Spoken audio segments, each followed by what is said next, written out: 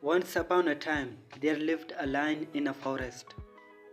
One day after a heavy meal, it was sleeping under a tree. After a while, there came a mouse and it started to play on the lion. Suddenly, the lion got up with anger and looked for those who disturbed its nice sleep. Then it saw a small mouse standing, trembling with fear. The lion jumped on it and started to kill it. The mouse requested the lion to forgive it. The lion felt pity and left it. The mouse ran away. On another day, the lion was caught in a net by a hunter. The mouse came there and cut the net. Thus it escaped.